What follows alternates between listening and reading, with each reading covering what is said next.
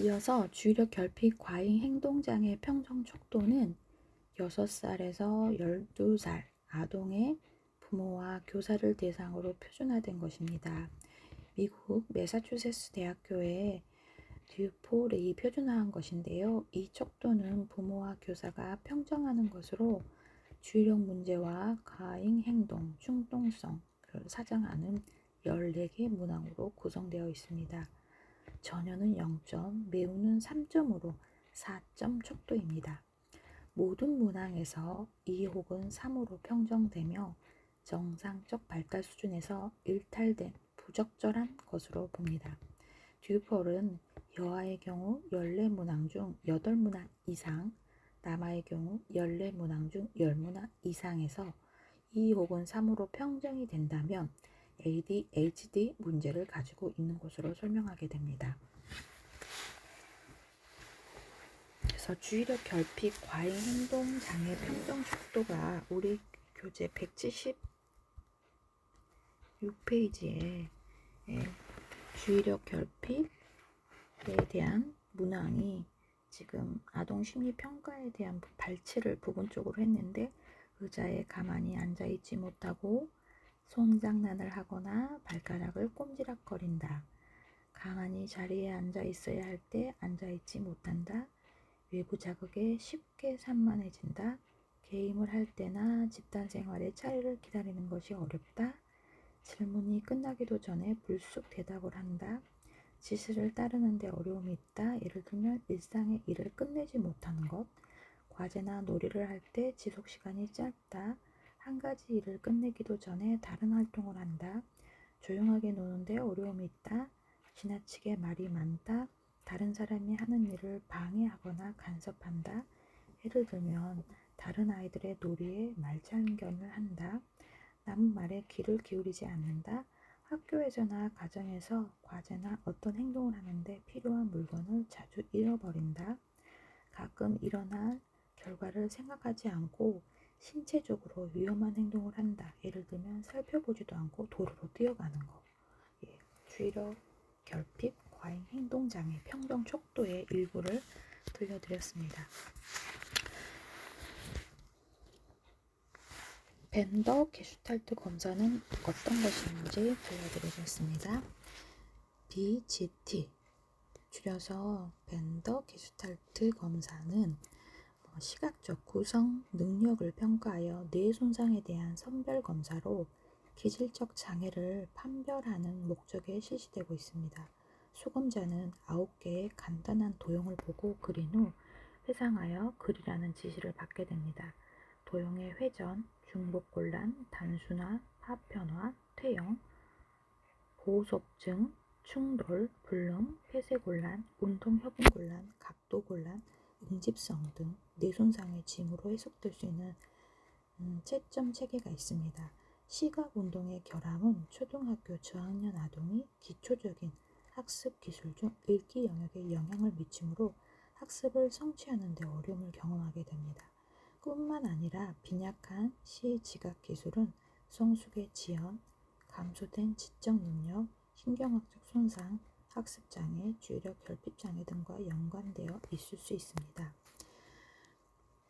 벤더는 이 검사를 사용하여 피검자의 동작 속도, 율동, 인내와 그림 형태의 특정에 관심을 두었고 투사적 검사로 사용될 가능성을 발견하게 됩니다. 현재는 교육과 임상 장면에서 성인과 아동을 대상으로 성격, 심리적 과정, 정서장애, 기질적 장애 등의 진단을 돕습니다. 초기에는 5살에서 10세 아동과 15살에서 50세 성인에게 적용할 수 있는 검사였습니다.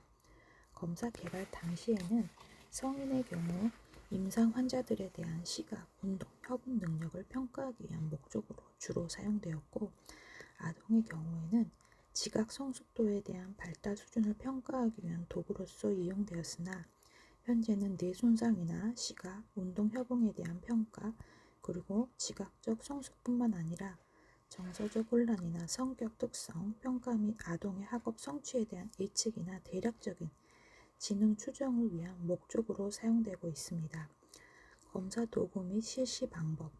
검사에 필요한 도구는 벤더 게슈탈트 검사 카드, 줄여서 BGT 카드라고 합니다.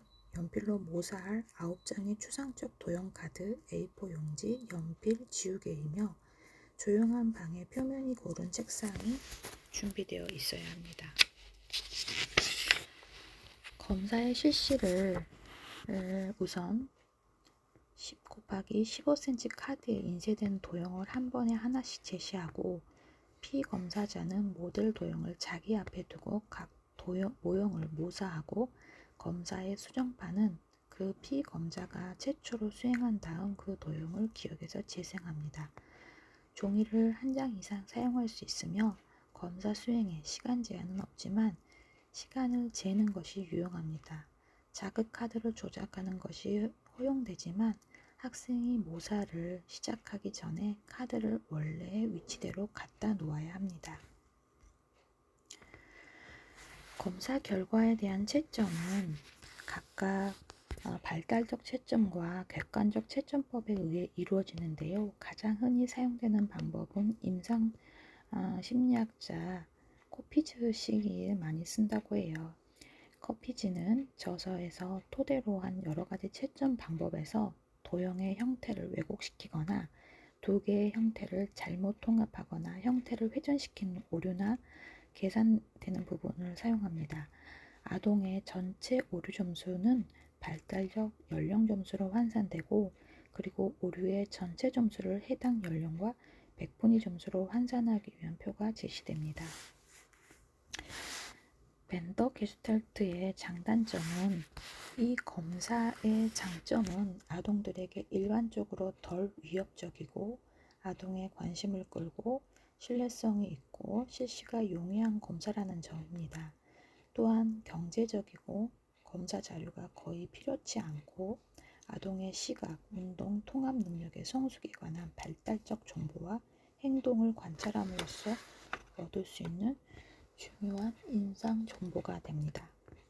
그러나 이 검사는 신경학적 손상, 추적하기 위한 측정 도구로 사용될 수 있기 때문에 아동의 다양한 측면을 함께 고려하여 평가가 이루어져야 하고 검사의 수행 능력만을 기초로 진단을 내리는 것은 신중해야 한다고 보고되고 있습니다.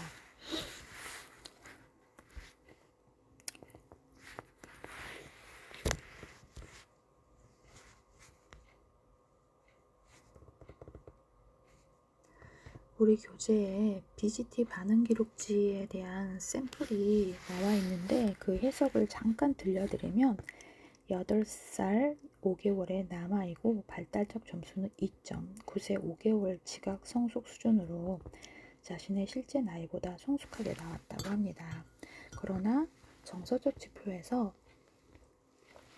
도형 배치의 혼란은 계획 능력의 결여와 자료 조직력의 빈약성을 반영하며 과대 묘사의 특성과 함께 행위 표출로 나타날 확률이 높습니다. 또한 부주의한 가중 묘사 혹은 강한 선도, 충동성, 공격성과 관계가 높은 특징으로 보아 아동의 의례 사유, 주변 정리를 잘 못하고 부주의와 충동성으로 인한 또래 및 양육자와의 잦은 마찰을 잘 설명하고 있다고 보여집니다. 우리 교재 179페이지에 BGT 반응 기록지가 샘플로 나와 있습니다. 시각, 운동, 통합 발달 검사. 이건 본래 장애를 초기에 발견하고 학습과 행동의 장애를 예방하기 위해 일반 학교에서 스크린 검사로서 활용하도록 고안된 것입니다. 연구자들은 지능과 학력은 그 발달에 있어서 감각 운동을 기초로 한다는 생각을 지지하는 교육적인 이론과 증거를 발전시킵니다. 검사의 목적은 시지각과 운동 협응 능력 평가와 조기 선별 및 판별을 통해 학습, 행동 문제 예방에 있고 적용 대상 연령은 2살에서 15살입니다. 검사의 구성 요소, 실시 방법에 대해서 알아보도록 하겠습니다. 시각, 운동, 통합, 발달 검사는 아동들이 모사할 24개의 기하 도형을 제시하는데요. 기하 도형은 단순한 것에서 가장 복잡한 것으로 난이도에 따라서 배열됩니다. 또 각 도형은 경험의 차이에 크게 좌우되지 않고 아동의 흥미를 유지하며 실시할 수 있는 도형으로 구성이 됩니다. 아동은 도형을 무사히 하고 이미 그린 것을 지우거나 검사지를 돌려서 그릴 수 없으며 시간 제한은 없습니다. 검사 용지의 뒤부터 시작하도록 한 것은 사용하지 않은 종이에 연필 흔적이 남지 않게 하기 위한 것입니다. 이 검사는 각 모사 도형에 대한 채점 기준을 제시하는데 연령 기준과 도형에 대한 성공과 실패 여부에 대한 이해를 제공합니다. 아동이 도형을 잘 그렸는지 못 그렸는지의 여부를 결정짓기 힘든 경우에는 채점 기준의 예를 보고 아동의 도형을 평가할 수 있습니다. 원 점수는 상하 수준, 즉 3개의 도형을 연속 실패했을 때 도달하기 전에 정확하게 모사한 전체 도형의 수로 구성합니다. 아동이 모사할 24개의 기하 도형은 다음과 같이 구성됩니다. 도형 1. 수직선, 도형 2. 수평선, 도형 3. 원, 도형 4. 수직 수평절자, 도형 5. 우사선, 도형 6. 정방향, 도형 7. 좌사선, 도형 8. 경사집사, 도형 9. 삼각형, 도형 10. 열린 정방향 원, 도형 11. 세 직선의 교차, 도형 12. 화살표, 도형 13. 2차원의 고리, 도형 14. 6개의 원에 의한 삼각형, 도형 15. 원과 경사 정방향, 도형 16. 수직 마름 목골, 도형 17. 2개의 경사진 삼각형, 도형 18. 8개의 점에 의한 원, 도형 19. 위터모의 육각형, 도형 20. 수평의 마름 목골, 도형 21. 겹쳐진 3차원의 원, 도형 22. 입방체, 도형 23. 앞이 좁은 상자, 도형 24. 입체적인 별. 이렇게 아동이 모사할 24개의 기하 도형에 대한 안내를 들려드렸습니다. 장점과 단점은 시각, 운동, 통합 발달 검사의 장점으로 첫째, 24개의 기하 도형은 문자 형태보다 여러 아동에게 익숙한 도형으로 구성되어 있고 발달 계열 및 과제의 난이도에 따라서 배열되어 있으며 폭넓은 연령층 아동의 진보 및 선별을 위한 훌륭한 도구가 됩니다. 이 검사 초기의 도형은 어린 아동이나 중도 장애 아동에게도 성공을 경험하게 하는 반면 보다 복잡한 도형은 청소년들에게 도전심을 줍니다. 또 언어적 반응이 전혀 필요 없는 청각장애나 언어장애 아이에게 사용할 수 있고 여러 가지 심리 진단 검사를 실시하기 위한 초기 준비 검사로 사용하기에도 좋습니다. 이 검사는 실시를 위한 지시가 분명하고 담임교사가 소집단의 아동들에게 사용하기 좋은 도구가 됩니다. 각 문항에 대한 연령 기준은 아동이 다음번에 어떤 기하 도형에 속달할 것인가를 교사가 예상할 수 있게 됩니다. 이 검사의 검사 요강은 시각, 운동, 통합의 과정을 기술하고 시각, 운동, 통합의 활동 계열을 밝히는데 특히 도움이 됩니다. 한편 시각, 운동, 통합 발달 검사의 단점으로는 첫째, 다른 유형의 검사와 마찬가지로 아동의 지각 장애가 시지각 과정에만 있는지, 운동 반응에만 있는지 아니면 양자 모두에게 있는지 밝히기가 매우 어렵습니다. 이 검사에서 낮은 점수는 두 과정을 구분하기 위한 추가 검사가 필요함을 시사해 줍니다. 둘째, 이 검사는 공간 조직 기능을 측정하지 못합니다. 이 검사의 채점에 대한 절차는 일관성이 다소 부족하다고 해요. 다면적 인성 검사는 MMPI-2라고 하는데요. 원판 MMPI에서 보고된 문제들을 수정하고 개정하여서 재표준화한 것으로 19세 이상의 성인들을 대상으로 사용할 수 있도록 고안되었습니다. 청소년들을 위해서 MMPI 다시 A가 별도로 개발되었는데요. 이 검사는 원판 MMPI 기본 타당도, 척도와 임상 척도의 틀을 그대로 유지함으로써 원판 MMPI의 속성을 지닌 검사이지만 청소년에게 부적절한 문항들이 삭제되거나 청소년에게 맞게 수정되었고 청소년의 독특한 영역을 다루기 위한 새로운 문항들이 추가되어 청소년에 맞는 연령 기준을 사용하는 장점으로 인해 청소년들을 대상으로 한 평가에서 선호되고 있습니다. MMPI-2는 정신건강의학과 교정장면, 상담기관 등의 진단과 치료 계획을 세우기 위해 주로 사용됩니다. 1차적인 목적은 정신과적 진단 분류를 위한 것이고 일반적 성격 특성을 측정하기 위한 것은 아닙니다. 그러나 병리적 분류의 개념이 정상인의 행동 설명도 가능하다는 전제하에 MMPI-2를 통하여 정상적인 행동을 설명하고 일반적인 성격 특성에 대해서도 유추가 가능합니다. 시각장애 혹은 다른 신체적 문제로 인해 검사를 실시할 수 없는 경우를 제외하면 MMPI-2의 실시가 가능한 연령은 상한선이 없다라고 해요. 아동 상담에서 MMPI-2는 부모에게 실시되는 검사 도구이고 MMPI-2에서 얻은 정보는 아동 상담, 부모 상담 및 교육에 매우 유용하게 쓰입니다. MMPI-2에서 얻은 정보가 얼마나 유용할지는 수검자인 부모가 검사 지시를 잘 이해하고 요구하는 바를 잘 따르는 데 있습니다. 또한 검사 문항이 의미하는 바를 잘 이해하고 이를 자신의 경험이나 상황에 비추어 응답할 수 있는지, 자신의 답을 검사가 요구하는 방식으로 적절히 기록할 수 있는지를 중요하게 체크합니다. 우선 수검자는 최소한 초등학교 6학년 수준의 이상의 읽기 능력, 즉 독해력을 지니고 있어야 하고 검사자는 검사를 실시하기 전 수검자에게 적절한 검사를 방해하는 신체적 혹은 정서적 문제가 있는지를 확인합니다.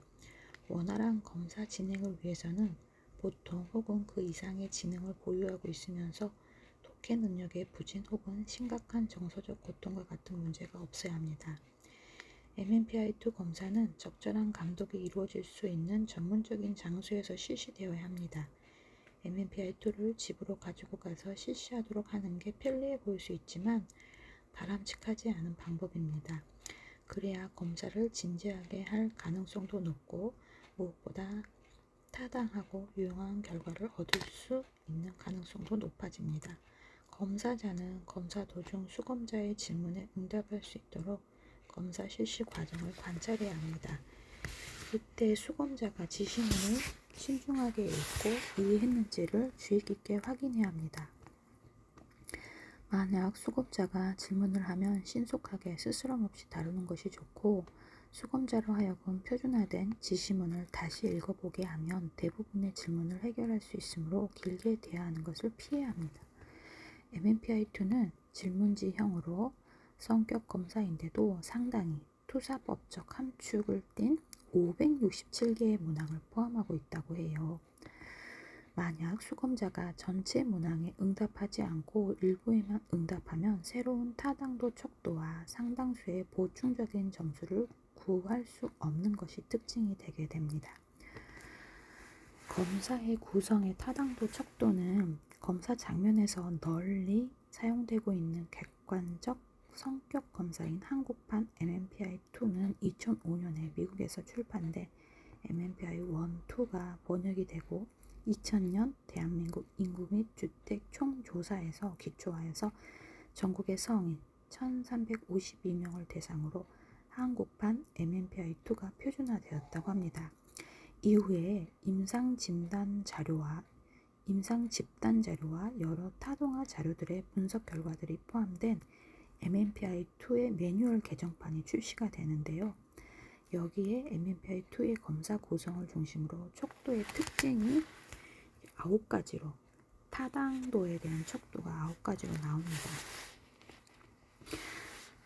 피검사자가 응답하지 않은 문항과 그렇다, 아니다에 모두 합한 문항들을 합산한 것입니다. 수검자가 응답하지 않은 문항이 많을 때는 임상 척도의 점수가 낮아지는 경향이 있고 전체 프로파일의 해석 가능성에 의문이 제기됩니다. 비일관적 척도는 문항을 제대로 보지 않고 반응하는 사람들을 가려내기 위한 척도입니다. TRIN 척도는 전부 그렇다 혹은 전부 아니다로 반응하는지의 여부를 알 수 있는 척도라고 해요. 비전형 척도는 실제로는 그렇지 않지만 자신이 매우 큰 심리적 어려움을 겪고 있다는 것을 검사자에게 호소하기 위해 고의적으로 부정적인 응답을 하는 경우로 수검자의 지나치게 부정적인 자기 제시를 찾아내는 척도입니다.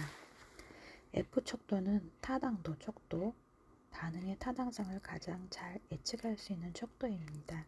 내담자가 가진 현재의 고통, 두려움, 심리적 구조와 안정성의 전반적 수준이 반영됩니다. F척도는 비전형 후반부 척도인데요. 수검자의 과대보고 여부를 측정하는 척도로 심각한 정신병리가 나타나는 장면에서 과대보고를 가려내는 데 유용합니다. 해석 시에는 F척도와 함께 고려됩니다. F척도의 비전형 정신병리는 과대보고를 측정하는 척도로 수검자가 과대보고를 하면서도 걸리지 않고 피해가는 법을 코치받았을 때 과대보고를 탐지해내는 데 유용합니다. F척도와 함께 고려하면 꾀병으로 응답한 사람들을 더 잘 가려낼 수 있다고 해요. L부인척도, 자기 자신을 지나칠 정도로 좋게 드러내 보이려는 수검자가 다소 순진하고 세련되지 못한 시도를 하는지를 측정하는 척도라고 해요. 자신의 성격이나 인성의 매우 사소한 약점조차 인정하지 않으려는 정도가 얼마나 강한가를 평가하기 위해 일상적인 면을 다루고 있습니다. 긍정적 자기 제시를 알 수 있는 지표라고 합니다. K척도, 수검자의 임상적인 방어 성향을 확인하는 척도입니다. 심리적인 문제를 지니고 있으면서 MMPI-2 임상 척도에서 정상 범위의 수준을 보이는 사람들을 식별하기 위한 것입니다. 수검자가 다른 사람들에게 자신을 매우 긍정적으로 보이려는 목적으로 응답했는지의 여부를 구별하는데 L척도보다 더 은밀하고도 세련된 반응의 방어 성향을 보입니다. S 과장된 자기 척도는 자기 자신을 매우 정직하고 책임감 있고 심리적인 문제가 없고 도덕적인 결점이 거의 없고 다른 사람들과 매우 잘 어울리는 것처럼 드러내는 경향을 평가하는 고안된 척도라고 합니다. 임상 척도는 10가지로 척도 1 건강 염려증 살펴보면 건강 염려증과 관련된 증상 패턴을 보이는 환자를 가려내기 위해 개발된 척도라고 합니다. 개인이 호소하는 신체적 증상과 이러한 증상들이 다른 사람을 조종하는 데 사용되고 있지 않은가의 여부를 측정하는 거고, 우울증은 원래 우울 증상을 측정하기 위해 제작된 것으로 검사 당시 사람들의 우울감, 슬픔, 울적함, 불행하고 조조한 기분의 정도, 수검자의 불편감, 생활 상황에 대한 불만족이 반영되어 있습니다. 척도 3는 히스테리, 스트레스 상황에서 히스테리 반응을 보이는 환자들을 가려내기 위한 개발된 척도입니다. 신체적 건강에 대한 전반적인 부인과 신체적 불평, 심리 혹은 정서적 문제에 대한 전반적인 부인 및 현실적 어려움이나 갈등을 회피하는 방법으로 부인 기제를 사용하는 경향 및 정도를 진단하려는 것입니다. 척도 4.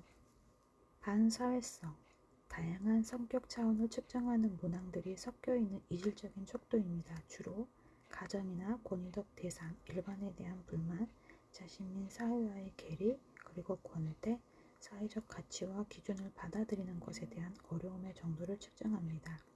척도 5.